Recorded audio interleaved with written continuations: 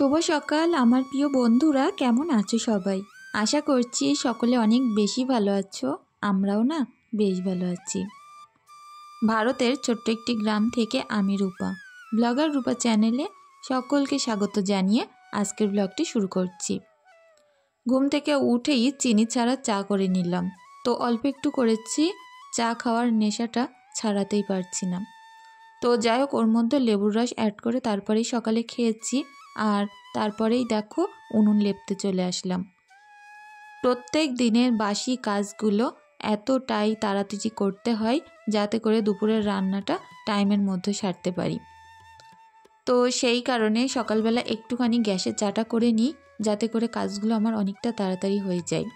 আর এখন যেহেতু গরমকাল পড়ে গেছে, এরকম ফাঁকা উনুন পাড়ে রান্না করতে যে কী যে ভালো লাগে কি বলবো।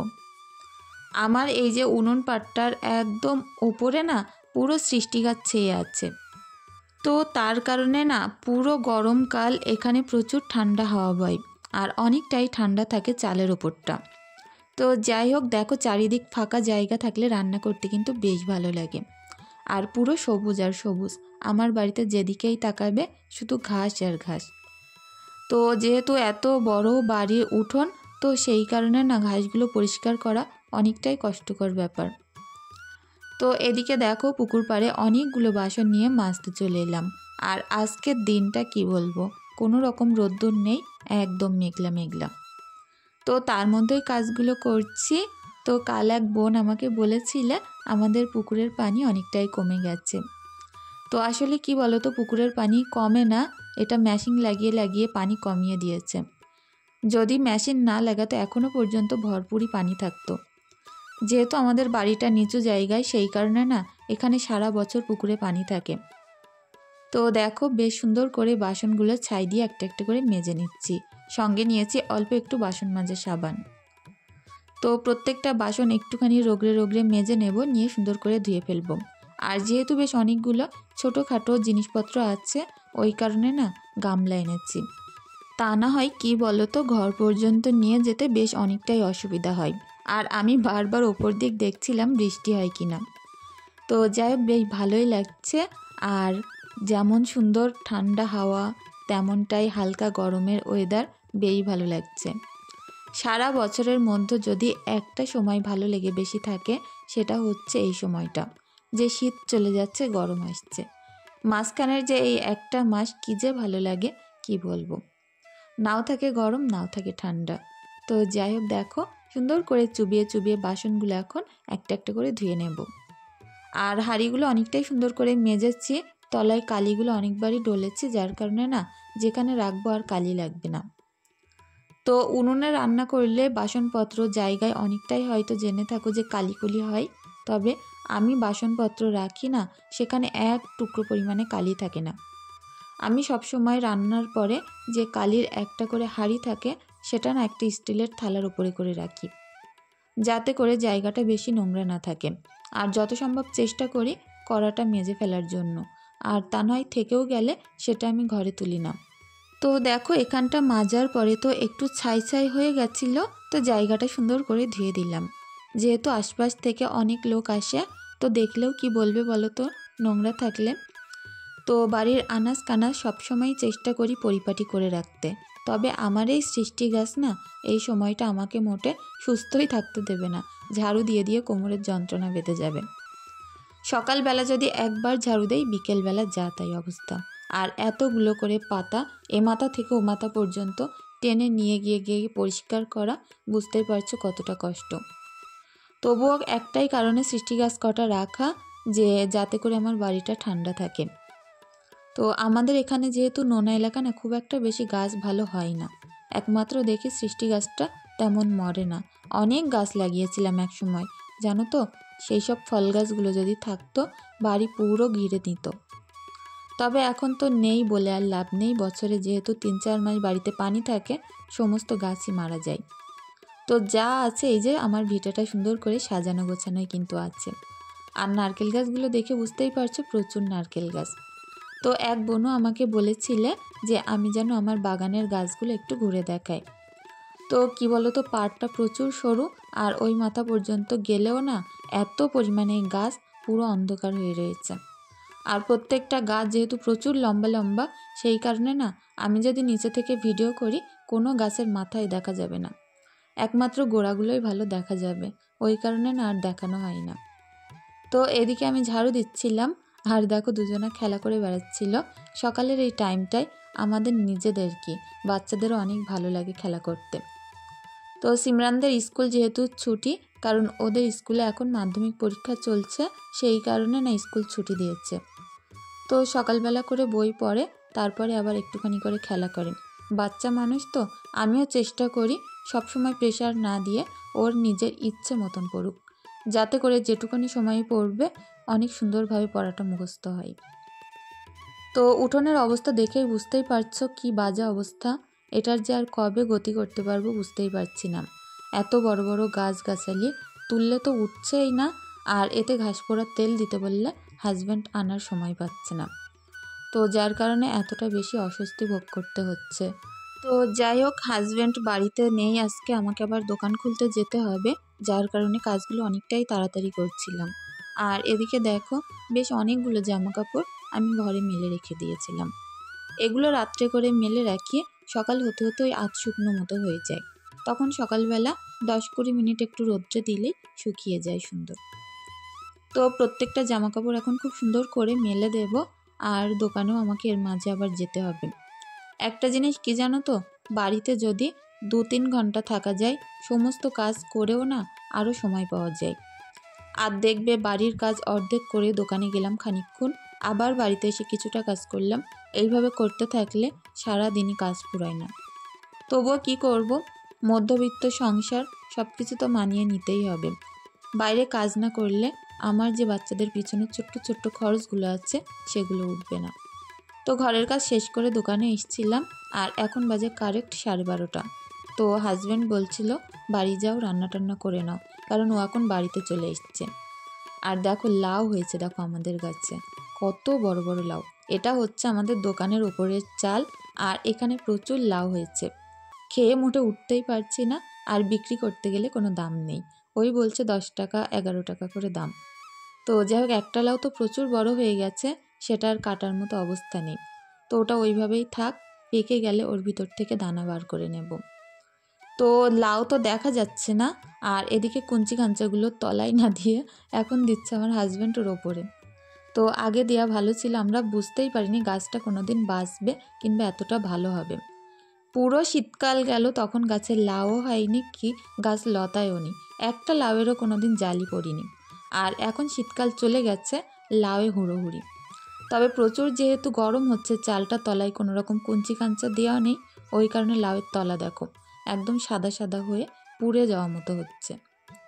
আর ওই যে দেখতে পাচ্ছ ওই পাশটা আছে সিম গাছ, সিম গাছে সবে সিম ধরেছে, শীতকাল শেষ আর সিম শুরু হওয়া, তো এই অবস্থা এখন আমাদের। তো যাই হোক, এদিকে সিম পারছিল হাজব্যান্ড, আর লাউ দেখছিল অনেকগুলোই লাউ এরকম তলা পচে গেছে। কী কারণে পচে যাচ্ছে বুঝতে পারছি না, অনেক কটাই এরকম পচে গেছে, কেটে দেখছিল পুরো পোকা ভর্তি। তো যাই হোক, লাউটাও নিয়ে আমি বাড়িতে চলে আসলাম, আর আজকে আমাদের বাড়ির সবজি রান্না হচ্ছে। লাউ শাকের ডগা কেটেছি, সেগুলো রান্না করব, আর লাউ দিয়ে মাংস দিয়ে করব। কারণ লাউ দিয়ে মাংস খেতে আমার হাজব্যান্ড যেমন ভালোবাসে, আমি তো অনেক পছন্দ করি। তো পুকুরে এসে অনেকটাই ভাত দিয়ে দিচ্ছি, কারণ মাছেদেরকেও খাবার দিতে হয়, কখনো কখনো গম সিদ্ধ, কখনো কখনো চাল সিদ্ধ করে দিই। তো ওদেরকে খেতে দিয়ে দিয়ে এখন চলে আসছি বাটনা করতে। আর ওই যে বললাম লাউ শাক করব, তার জন্য না একটু রসুন থেতো করে নিচ্ছি। রসুন থেতো দিয়ে লাউ শাক কিন্তু বেশ ভালো লাগে।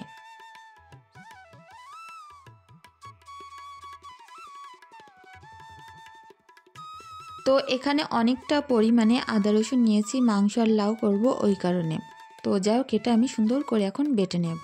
আর চলো বন্ধুরা, কাজগুলো করতে করতে আমার কিছু বন্ধুদের কমেন্টে রিপ্লাই দিয়ে দেওয়া যাক।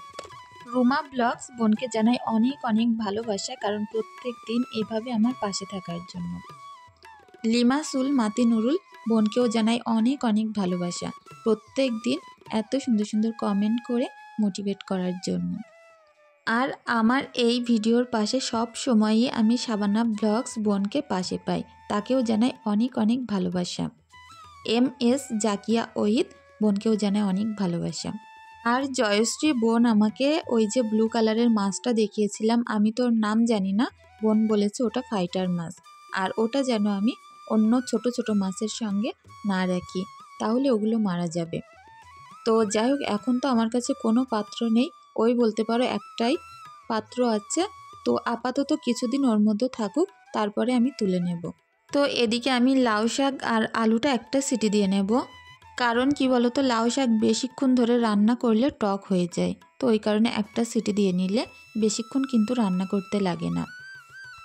বন্নি কুক 707 প্রোফাইল থেকে বোন আমাকে কমেন্ট করেছো যে আপু পরের ভিডিওতে আমার নামটা নিও, তো আমি কিন্তু তোমার নামটা নিয়েছি। অনেক ভালো থেকো বোন।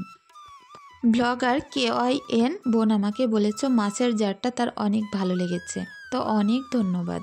আর এটাও বলেছো আমার মতো করে ওরকম ডাল রান্না একবার ট্রাই করবে, তো অসংখ্য অসংখ্য ধন্যবাদ বোন। অনিমা সেন বোনকেও জানাই অনেক অনেক ভালোবাসা, ফার্স্ট কমেন্ট করেছো, আর এটাও বলেছো যে অনেক অপেক্ষার পরে ফাইনালি তোমার ভিডিও এলো। তো অবশ্যই চেষ্টা করব প্রত্যেক দিন ভিডিও দেওয়ার জন্য, কারণ কি বলো তো, এই একটাই যোগাযোগ মাধ্যম যেটা দিয়ে তোমাদের সঙ্গে রোজ আমি অনেক অনেক কথা বলতে পারি। তো অবশ্যই চেষ্টা করব বোন প্রত্যেক দিন ভিডিও আপলোড করার জন্য। তবে মাঝে মধ্যে না শরীর অসুস্থ হয়ে গেলে হয়তো সেই সকল দিনগুলো 2-1 দিন একটু মিস্টেক হবে, তো তার জন্য আমি ক্ষমাপ্রাপ্তি। ডলি বোনকেও জানাই অনেক অনেক ভালোবাসা প্রত্যেক দিন এত সুন্দর সুন্দর কমেন্ট করার জন্য আর আমার পাশে থাকার জন্য। অনেক ভালো থেকো। Shabnam blogger KYN MST Nahar, তো এই সকল বন্ধুদেরকেও জানাই অনেক অনেক ভালোবাসা, সকলে অনেক ভালো থেকো। তো যাই হোক, এদিকে কড়া বসিয়ে দিলাম মাংসটা করব বলে, আর এই একটা কড়াই আমি রান্না করি বেশিরভাগ, যাতে করে কালি পরে একটা কড়াই পড়ুক, আমার আর দ্বিতীয়বার দুটো কড়া নোংরা হয় না, এটা ধুয়ে ধুয়েই আমি রান্না করি। তো এদিকে পেঁয়াজ, আদা, রসুন, নুন, হলুদ, লঙ্কার গুঁড়ো দেব, আর তারপরে দেব মাংসগুলো। তো এইভাবেই অনেকক্ষণ যাবৎ সুন্দর করে কষিয়ে কষিয়ে আমি রান্নাটা করব, আর মাংস যত সুন্দর কষানো হবে খেতে কিন্তু ততই মজার হয়। তো যাই হোক, এদিকে ভাত হচ্ছিল আর এদিকে মাংসটা সুন্দর করে কষিয়ে নিচ্ছি।